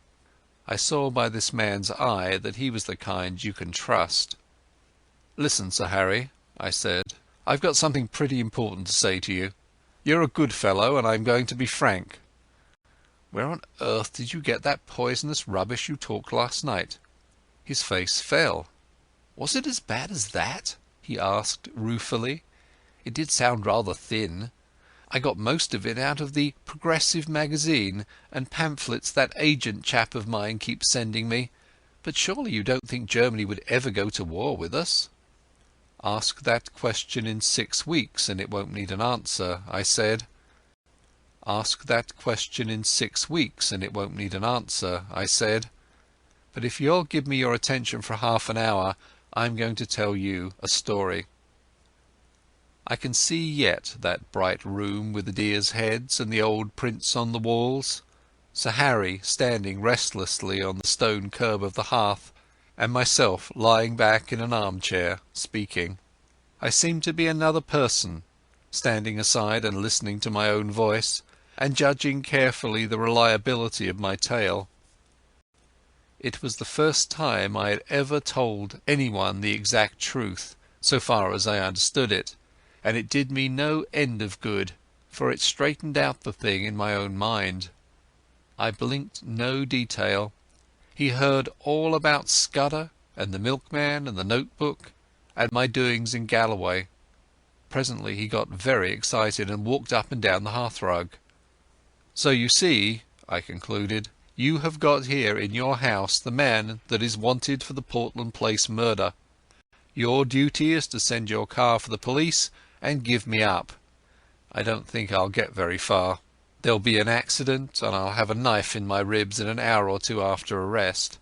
Nevertheless, it's your duty as a law-abiding citizen. Perhaps in a month's time you'll be sorry, but you'll have no cause to think of that." He was looking at me with bright, steady eyes. "What was your job in Rhodesia, Mr Hannay?" he asked. "Mining engineer," I said. I made my pile cleanly, and I've had a good time in the making of it. Not a profession that weakens the nerves, is it? I laughed. Oh, as to that, my nerves are good enough. I took down a hunting knife from a stand on the wall, and did the old Mashona trick of tossing it and catching it in my lips. That wants a pretty steady heart. He watched me with a smile. I don't want proofs. I may be an ass on a platform, but I can size up a man. You're no murderer, and you're no fool, and I believe you are speaking the truth. I'm going to back you up. Now, what can I do? First, I want you to write a letter to your uncle. I've got to get in touch with the government people some time before the 15th of June. He pulled his moustache. That won't help you. This is Foreign Office business, and my uncle would have nothing to do with it. Besides, you'll never convince him. No, I'll go one better. I'll write to the Permanent Secretary at the Foreign Office. He's my godfather, and one of the best going. What do you want? He sat down at the table and wrote to my dictation. The gist of it was that if a man called Twisden—I thought I'd better stick to that name—turned up before June 15th, he was to treat him kindly.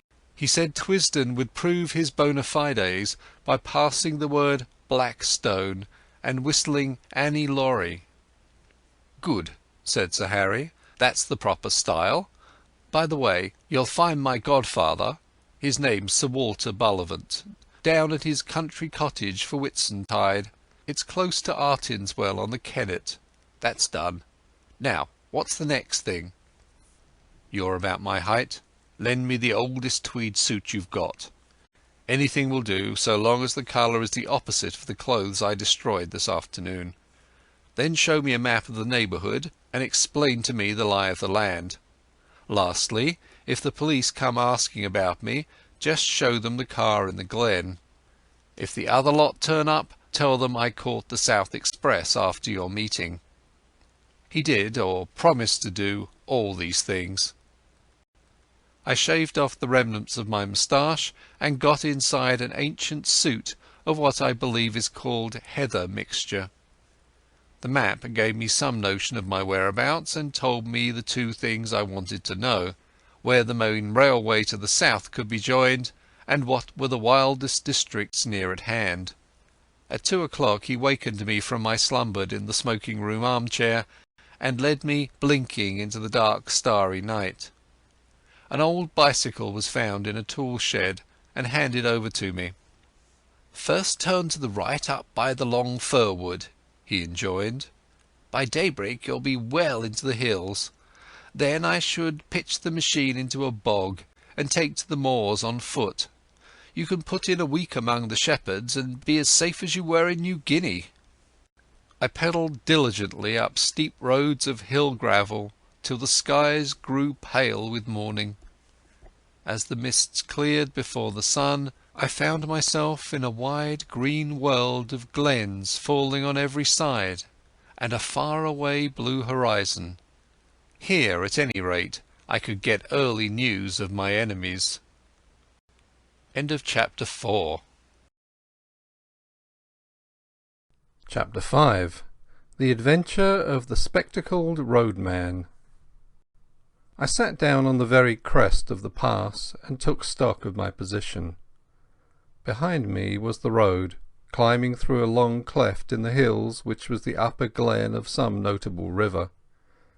In front was a flat space of maybe a mile, all pitted with bog-holes and rough with tussocks, and then beyond it the road fell steeply down another glen to a plain whose blue dimness melted into the distance. To left and right were round-shouldered green hills, as smooth as pancakes, but to the south, that is, the left hand, there was a glimpse of high heathery mountains which I remembered from the map as the big knot of hill which I had chosen for my sanctuary. I was on the central boss of a huge upland country, and could see everything moving for miles. In the meadow below the road, half a mile back, a cottage smoked, but it was the only sign of human life. Otherwise there was only the calling of plovers and the tinkling of little streams. It was now about 7 o'clock, and as I waited I heard once again the ominous beat in the air. Then I realized that my vantage ground might in reality be a trap. There was no cover for a tomtit in those bald green places. I sat quite still and hopeless while the beat grew louder. Then I saw an aeroplane coming up from the east. It was flying high, but as I looked it dropped several hundred feet and began to circle round the knot of hill in narrowing circles, just as a hawk wheels before it pounces. Now it was flying very low, and now the observer on board caught sight of me. I could see one of the two occupants examining me through glasses. Suddenly it began to rise in swift whirls, and the next I knew it was speeding eastward again till it became a speck in the blue morning. That made me do some savage thinking. My enemies had located me, and the next thing would be a cordon around me. I didn't know what force they could command, but I was certain it would be sufficient. The aeroplane had seen my bicycle and would conclude that I would try to escape by the road. In that case there might be a chance on the moors to the right or left. I wheeled the machine 100 yards from the highway and plunged it into a moss hole, where it sank among pondweed and water buttercups. Then I climbed to a knoll which gave me a view of the two valleys. Nothing was stirring on the long white ribbon that threaded them. I have said there was not cover in the whole place to hide a rat. As the day advanced it was flooded with soft fresh light till it had the fragrant sunniness of the South African veldt. At other times I should have liked the place, but now it seemed to suffocate me. The free moorlands were prison walls, and the keen hill air was the breath of a dungeon. I tossed a coin. Heads right, tails left, and it fell heads, so I turned to the north. In a little I came to the brow of the ridge which was the containing wall of the pass. I saw the high road for maybe 10 miles, and far down it something that was moving, and that I took to be a motor car. Beyond the ridge I looked on a rolling green moor which fell away into wooded glens. Now my life on the veldt has given me the eyes of a kite, and I can see things for which most men need a telescope. Away down the slope, a couple of miles away, several men were advancing like a row of beaters at a shoot. I dropped out of sight behind the skyline. That way was shut to me, and I must try the bigger hills to the south beyond the highway. The car, I had noticed, was getting nearer, but it was still a long way off, with some very steep gradients before it. I ran hard, crouching low except in the hollows, and as I ran I kept scanning the brow of the hill before me. Was it imagination, or did I see figures, 1, 2, perhaps more, moving in a glen beyond the stream? If you are hemmed in on all sides in a patch of land, there is only one chance of escape. You must stay in the patch and let your enemies search it and not find you. That was good sense, but how on earth was I to escape notice on that tablecloth of a place? I would have buried myself to the neck in mud, or lain below water, or climbed the tallest tree, but there was not a stick of wood. These bog holes were little puddles. The stream was a slender trickle. There was nothing but short heather and bare hill bent and the white highway. Then in a tiny bight of road, beside a heap of stones, I found the roadman. He had just arrived and was wearily flinging down his hammer. He looked at me with a fishy eye and yawned. "Confounded day I ever left the herding," he said, as if to the world at large. "There I was my ain master. Now I'm a slave to the government, tethered to the roadside with saireen and black like a suckle." He took up the hammer, struck a stone, dropped the implement with an oath, and put both hands to his ears. "Mercy on me, my head's bursting," he cried. He was a wild figure, about my own size but much bent, with a week's beard on his chin and a pair of big horn spectacles. "I canna daint," he cried again. "The surveyor man just report me. I'm for my bed." I asked him what was the trouble, though indeed that was clear enough. "The trouble is that I'm no sober. Last nicht my Dr. Merrin was waddit, and they danced till 4 in the byre. Me and some other chiels sit down to the drinking, and here I am. Pity that I've a looked in the wine when it was red." I agreed with him about bed. "It's easy speaking," he moaned, "but I got a postcard yesterday evening saying that the new road surveyor would be round the day. He'll come and he'll no find me, or else he'll find me fou, and either way I'm a done man. I'll awa back to my bed and say I'm no weel, but I doot that'll no help me, for they ken my kind of no weelness." Then I had an inspiration. "Does the new surveyor know you?" I asked. "Know him? He's just been a week at the job. He runs about in a wee motor car and wad spare the in-out or a welk." "Where's your house?" I asked, and was directed by a wavering finger to the cottage by the stream. "Well, back to your bed," I said, "and sleep in peace. I'll take on your job for a bit and see the surveyor." He stared at me blankly. Then, as the notion dawned on his fuddled brain, his face broke into the vacant, drunkard smile. "You're the Billy," he cried. "It'll be easy enough managed. I've finished that bing of stains, and you needna chap on mair this forenoon. Just take the barry and whale enough metal frae yon quarry down the road to make anither bang the morn. My name's Alexander Turnbull, and I've been 7 year at this trade, and 20 afore that herding on Lethen water. My friends call me Ecky, and while Specky, for I wear glasses, being weak i' the sicht. Just you speak to the surveyor fair and call him sir, and he'll be fell pleased. I'll be back a midday." I borrowed his spectacle and filthy old hat, stripped off coat, waistcoat and collar, and gave him them to carry home. Borrowed, too, the foul stump of a clay pipe as an extra property. He indicated my simple tasks, and without more ado set off at an amble bedwards. Bed may have been his chief object, but I think there was also something left in the foot of a bottle. I prayed that he might be safe under cover before my friends arrived on the scene. Then I set to work to dress for the part. I opened the collar of my shirt. It was a vulgar blue and white check, such as ploughmen wear, and revealed a neck as brown as any tinker's. I rolled up my sleeves, and there was a forearm which might have been a blacksmith's, sunburned and rough with old scars. I got my boots and trouser legs all white from the dust of the road, and hitched up my trousers, tying them with string below the knee. Then I set to work on my face. With a handful of dust I made a watermark round my neck, the place where Mr. Turnbull's Sunday ablutions might be expected to stop. I rubbed a good deal of dirt also into the sunburn of my cheeks.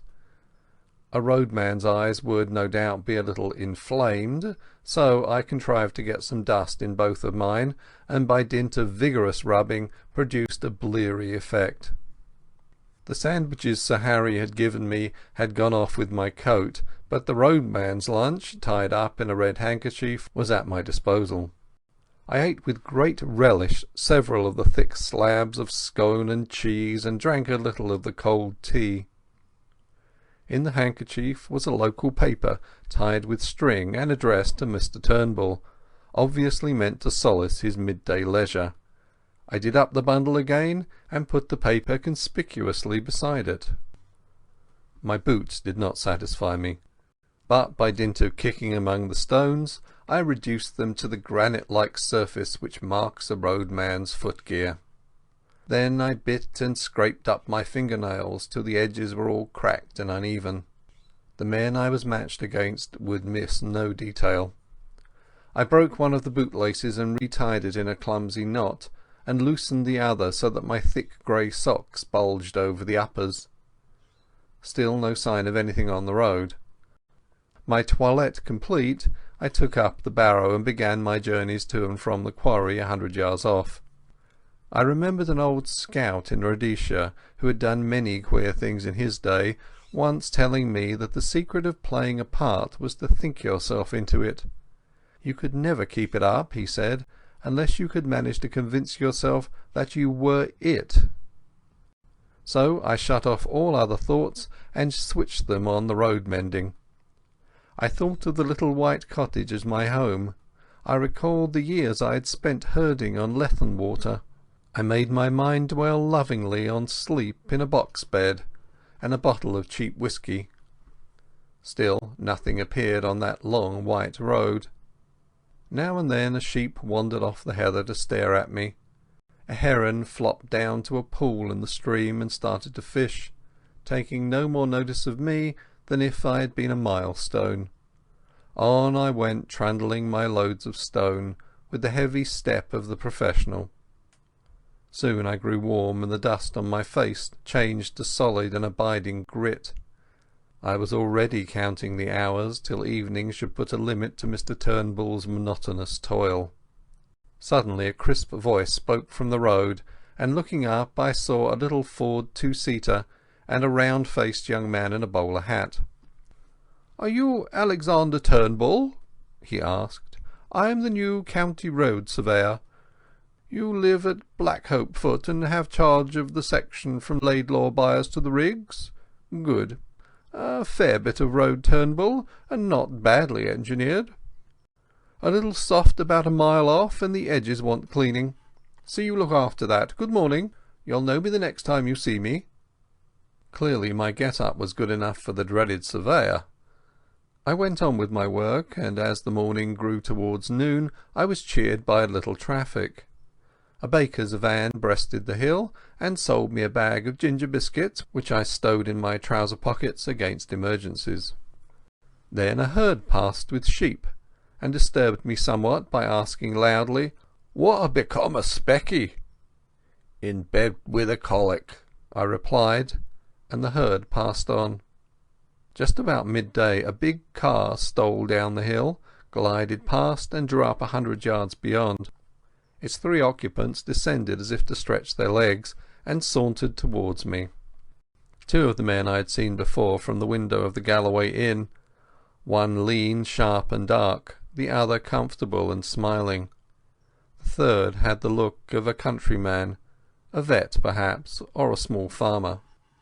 He was dressed in ill-cut knickerbockers, and the eye in his head was as bright and wary as a hen's. "Morning," said the last. "That's a fine easy job of yours." I had not looked up on their approach, and now, when accosted, I slowly and painfully straightened my back after the manner of roadmen, spat vigorously after the manner of the low Scot, and regarded them steadily before replying. I confronted 3 pairs of eyes that missed nothing. "There's waur jobs and there's better," I said sententiously. "I would rather hear you sitting a day on your hinderlands on the cushions. It's you and your muckle cars that wreck my roads, and if we had the writs, you'd soon be made to mend what ye break." The bright-eyed man was looking at the newspaper lying beside Turnbull's bundle. "I see you get your papers in good time," he said. I glanced at it casually. In good time, seeing that people came out last Saturday. I'm just 4 days late." He picked it up, glanced at the superscription, and laid it down again. One of the others had been looking at my boots, and a word in German called the speaker's attention to them. "You've a fine taste in boots," he said. "These were never made by a country shoemaker." "They were not," I said readily. "They were made in London. I got them frae the gentleman that was here last year for the shooting. What was his name now?" I scratched a forgetful head. Again the sleek one spoke in German. "Let us get on," he said. "This fellow is all right." Then they asked one last question. "Did you see anyone pass early this morning? He might be on a bicycle or he might be on foot." I nearly fell into the trap and told a story of a bicycle hurrying past in the grey dawn, but I had a sense to see my danger and pretended to consider very deeply. "I wasna up very early," I said. "You see, my dochter was married last nicht, and we kept it up late. I opened the house door about 7, and there was naebody on the road then. Since I come up here there's been just the baker and the Rachel herd, besides you gentlemen." One of them gave me a cigar, which I smelled gingerly and stuck in Turnbull's bundle. They got into their car and were out of sight in 3 minutes. My heart leapt with enormous relief, but I went on wheeling my stones. It was as well, for 10 minutes later the car returned, one of the occupants waving a hand to me. These gentry left nothing to chance. I finished Turnbull's bread and cheese, and pretty soon I had finished the stones. The next step was what puzzled me. I could not keep up this road-making business for long. A merciful providence had kept Mr. Turnbull indoors, but if he appeared on the scene there would be trouble. I had a notion that the cordon was still tight round the glen, and that if I walked in any direction I should meet with questioners. But get out I must. No man's nerve could stand more than a day of being spied on. I stayed at my post till about 5 o'clock. By that time I had resolved to go down to Turnbull's cottage at nightfall and take my chance of getting over the hills in the darkness. But suddenly a new car came up the road and slowed down a yard or two from me. A fresh wind had risen, and the occupant wanted to light a cigarette. It was a touring car with a tonneau full of an assortment of baggage. One man sat in it, and by an amazing chance I knew him. His name was Marmaduke Jopley, and he was an offence to creation. He was a sort of blood stockbroker who did his business by toadying eldest sons and rich young peers and foolish old ladies. Marmy was a familiar figure, I understood, at balls and polo weeks and country houses. He was an adroit scandalmonger, and would crawl a mile on his belly to anything that had a title or a million. I had a business introduction to his firm when I came to London, and he was good enough to ask me to dinner at his club. There he showed off at a great rate, and pattered about his Duchess till the snobbery of the creature turned me sick. I asked a man afterwards why nobody kicked him, and was told that an Englishman reverenced the weaker sex. Anyhow, there he was now, nattily dressed in a fine new car, obviously on his way to visit some of his fine friends. A sudden daftness took me, and in a second I had jumped into the tonneau and had him by the shoulder. "Hello, Jopley," I sang out. "Well met, my lad." He got a horrible fright. His chin dropped as he stared at me. "Who the devil are you?" he gasped. "My name's Hannay," I said, "from Rhodesia. You remember?" "Good God, the murderer!" he choked. "Just so. And there'll be a second murder, my dear, if you don't do as I tell you. Give me that coat of yours, that cap too." He did as he was bid, for he was blind with terror. Over my dirty trousers and vulgar shirt I put on his smart driving coat, which buttoned high up to the top, and thereby hid the deficiencies of my collar. I stuck the cap on my head and added his gloves to my get-up. The dusty roadman in a minute was transformed into one of the neatest motorists in Scotland. On Mr. Jopley's head I clapped Turnbull's unspeakable hat, and told him to keep it there. Then, with some difficulty, I turned the car. My plan was to go back the road he had come, for the watchers, having seen it before, would probably let it pass unremarked, and Marmy's figure was in no way like mine. "Now, my child," I said, "sit quite still and be a good boy. I mean you no harm. I'm only borrowing your car for an hour or two. But if you play me any tricks, and above all if you open your mouth. As sure as there's a God above me, I'll wring your neck. Savvy? I enjoyed that evening's ride. We ran 8 miles down the valley through a village or two, and I could not help noticing several strange-looking folk lounging by the roadside. These were the watchers who would have had much to say to me if I had come in other garb or company. As it was, they looked incuriously on. One touched his cap in salute, and I responded graciously. As the dark fell, I turned up a side glen which, as I remembered from the map, led into an unfrequented corner of the hills. Soon the villages were left behind, then the farms, and then even the wayside cottages. Presently we came to a lonely moor, where the night was blackening the sunset gleam in the bog pools. Here we stopped, and I obligingly reversed the car and restored to Mr. Jopley his belongings. "1,000 thanks," I said. "There's more use in you than I thought. Now be off and find the police." As I sat on the hillside, watching the twilight dwindle, I reflected on the various kinds of crime I had now sampled. Contrary to general belief, I was not a murderer, but I had become an unholy liar, a shameless impostor, and a highwayman with a marked taste for expensive motor cars. End of chapter 5.